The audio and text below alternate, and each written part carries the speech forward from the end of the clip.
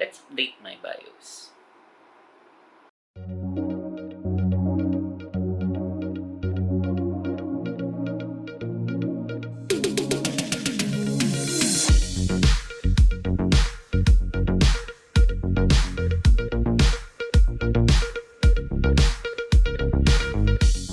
Hi YouTube! You just caught me taking a break. This is Papa Keeves. So, actually naisip ko lang itong video na to kasi kaka-update ko lang nung BIOS ko for my motherboard earlier today. Actually, nahirapan kasi ako humanap ng parang guide. Kasi last na in-update ko yung BIOS ko is nung half a year ago nung nabuo tong PC to. Naisip kong gumawa ng parang reference guide lang naman. Though, disclaimer, this is how I did it specifically for my motherboard, which is a B550 Aorus Elite Rev 1.0. Though I think pareho lang naman for almost all Gigabyte motherboards. Though warning, I would suggest na hanap pa kayo ng iba pang mga sources or mga references pag mag-update kayo ng motherboard nyo, since there is a chance that you can break your motherboard if ever may magkaroon ng problem during your BIOS update. Okay? There are actually two ways for Gigabyte specifically and my motherboard. There are two ways to update the BIOS. First is yung QFlash. QFlash is normally used pagka bubuuin mo pa lang yung PC mo. Kasi you can do it without parang a supported CPU installed. Actually, kahit na wala nga ring installed na RAM, video card, SSD, as long as andyan yung motherboard and andyan yung power supply mo, kaya mo mag-update ng BIOS using QFlash. I won't go into that kasi hindi ko siya ginawa. I don't have any experience with that one. Kasi nung binuo ko tong PC na to, nung binili ko yung motherboard, pina-update ko na yung BIOS dun sa shop na pinagbilan ko. I highly suggest doing that if you're gonna build a PC. Kasi at least doon, ma-sure ka na tama yung gagawin. Kasi nga, again, if magkamali ka ng pag-update ng BIOS mo on your first try, most probably masisira yung motherboard mo and you'd have to buy another one.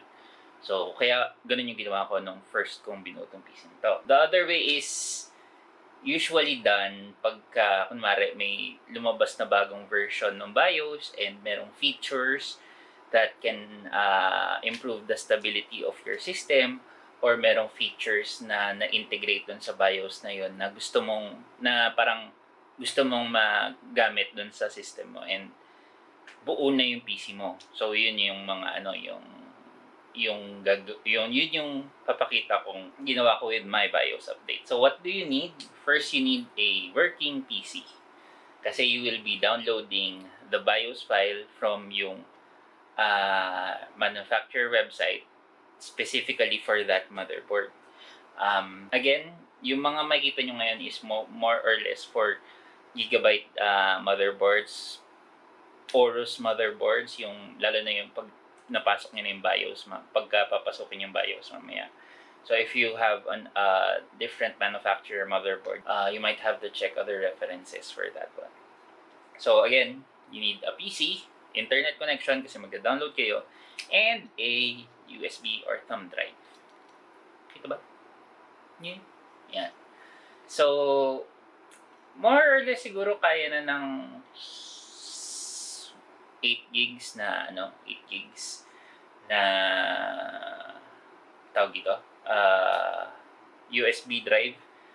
Pero yun nga, hindi lang naman kasi ito, this is 32 gigs, pero hindi lang naman for BIOS update ko siya ginagamit, mga for transferring din na hindi naman kasi siya mafo-format, parang yun nangyayari pagka na gumawa ka ng parang Windows na thumb drive installer. Kasi nare-reformat yun into, yun lang talaga ang pwede mong gawin. Ito, kahit ano naman. So, thumb drive. Actually, yun lang naman. Those are the only things that you're gonna need. So first, unang gagawin nyo is you look for yung web page ng motherboard nyo. So, for my motherboard, it's the B550 Aorus Elite Rev 1.0. So, dapat dun sa, sa official Gigabyte or sa official page nung the official manufacturer website hanapin nyo doon kung asan yung motherboard nyo. So, again, for me, for the Gigabyte board, this is the B550 Aorus Elite Rev 1.0. Tapos, pupunta ka sa support page. Yan. So, pag nasa support page ka na, actually, almost all other motherboard, manufacturer motherboard pages, may support din talaga. Kasi nandun lahat yung mga drivers na kailangan mo for your motherboard and for your motherboard. So pupunta for this motherboard for Gigabyte, you go to the BIOS part. Ayan. Tapos ililista niya lahat ng mga downloadable na BIOS versions. And it's always the latest one, the last one, the first one on the list that is the latest one. So for this version, it's version F13. My last version was F10. Yun yung na-install nung binuo ko nung pina-install ko dun sa shop na pinagbilan ko, and this was dated pa nung September, March, April, May, June, July, August, September 18 pa. So after nun, hindi na ako nag-download hindi pa ako nag-download ng iba. And then kasi wala naman akong kailangan na stable, kasi stable naman yung system ko, and wala naman akong hinahabol na na mga features na na-integrate dun sa mga bagong BIOS versions. So again, ulitin ko lang na if your system is currently stable and wala kayong features na parang gustong magamit from the newer BIOSes, I would highly suggest na wag na kayo mag-update, kasi parang the risk is too high. The risk of breaking, there is a risk of breaking your motherboard again, for actually wala ka namang makikuha ang benefit if ever, lalo na kung wala ka namang hinahanap na features, or hindi naman stable naman yung system mo. So yun. So what you're gonna do is you're just gonna download this one. Download mo lang siya. So pagka na download na siya, just go to your kung saan mo sinave yung download na yon, and then you will have this zip file. And then yung zip file na to, you're just gonna extract it. Open it. And then you're gonna extract it to ako ang ginagawa ko is I extract it to a folder na nakasave sa either my documents ko or sa desktop ko. Pero pwede mo nang i-extract siya diretso sa USB. Though ako, para just to be sure, that's what I do. So I just click on extract, and then hahanapin ko yung asan yung kung saan ko sinave yun. So for this one, let's go my documents, or city, dyan ko siya sinave nun. And then just extract, and then pag nakuha na yon, dyan na siya. So pag nandyan na siya, ang gagawin mo lang nun is ilalagay mo na yung USB. So actually kahit nasang USB slot mo ilagay, pero what I do just to be safe is nilalagay ko siya dun sa nasa I/O sa likod ng motherboard ko, para diretso mismo sa motherboard, and we're limiting the points of failure para safe yung motherboard mo, kasi nga if ever there is a chance to actually break your motherboard. Again, ulit yung warning na yun, kasi mahirap na. Mas mahirap palitan ang motherboard, lalo na kung buo na yung system mo. So again, sa I/O ko siya nalagay, pero just for this video sake, dito ko lang siya lalagay dun sa I/O ng case ko. Okay. So, ikakopy ko lang lahat ng nasa yung laman ng na-extract ko, and then ilalagay ko yung 4 na items na yon dun sa USB.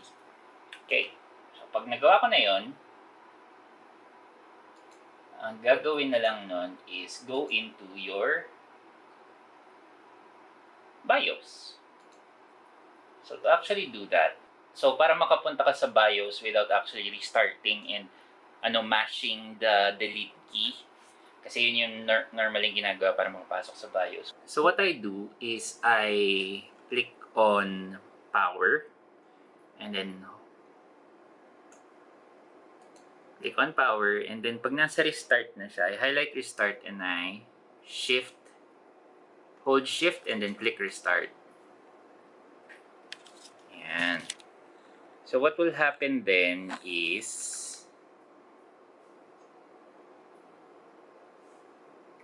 yan. It will give me these options. Continue, use a USB device, troubleshoot, and turn off your PC.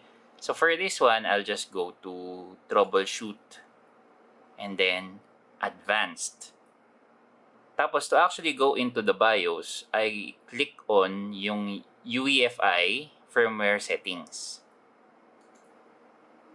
And then restart. Yan. So, automatic pasok ka sa BIOS. So, dito, pupunta ka lang dun sa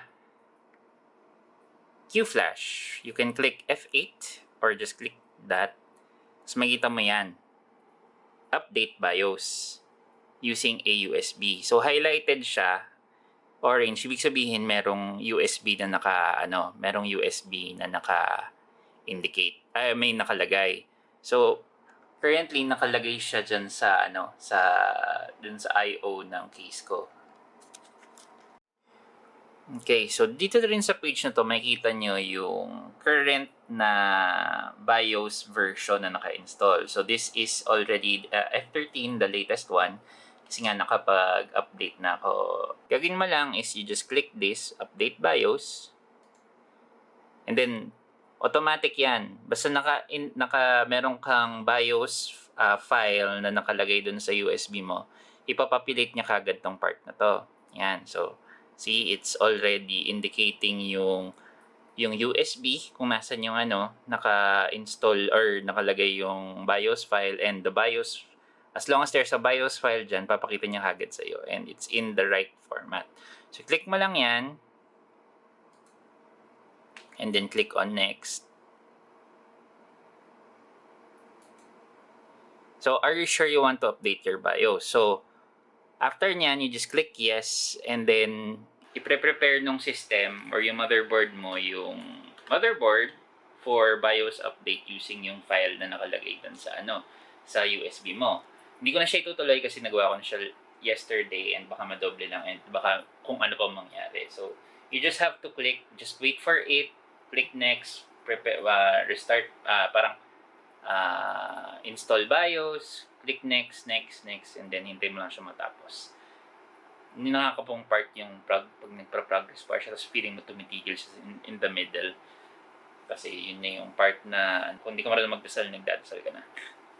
Kasi ayaw mo masira yung unit. So, for after that, mag-restart yung yung system mo. And then pag nag-restart na siya, pag okay na siya, mag-restart siya, it automatically goes sa BIOS mo, papasok siya, or ikaw mismo papasok dun sa BIOS using the delete key. After nun, mapapansin mo na if ever may XMP profile ng RAM mo, or meron kang mga ginawang overclocks, specifically for Ryzen, mo yung PBO settings mo, or mo yung curve optimizer mo, mawawala lahat yun. Kasi babalik siya, parang magfa-factory reset siya. So, you just have to turn those options on again. And then, after nun, nakapag-change ka na ng mga settings mo sa BIOS, na yun, diretso na yun, pasok ka na ulit sa system mo. So, basically, that's how you update your BIOS, specifically for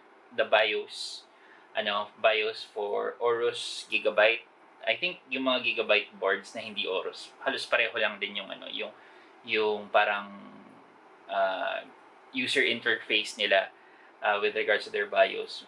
Mawawala lang siguro yung mga design ng Aorus and everything. Pero I think from what I've seen, halos pareho lang naman. So yun, actually yun lang naman siya.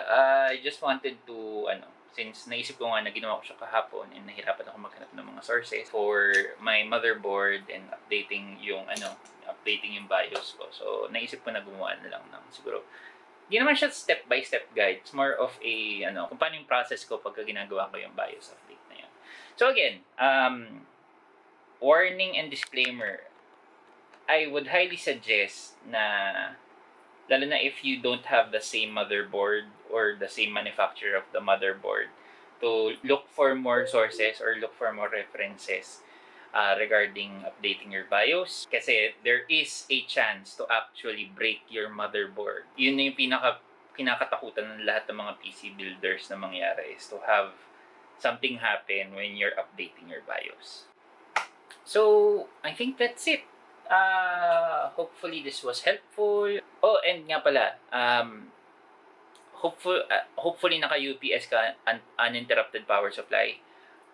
Kasi if ever mawala ng power while updating your BIOS, rin yun, way din yun para ma-break yung motherboard mo.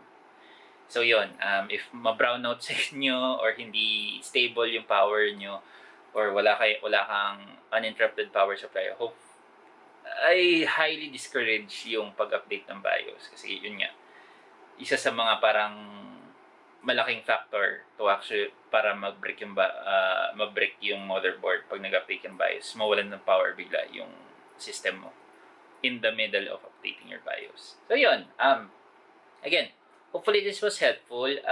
If you like the video, click like. If you disliked it, dislike. If you have any questions, comments, suggestions, just put them in the comments below.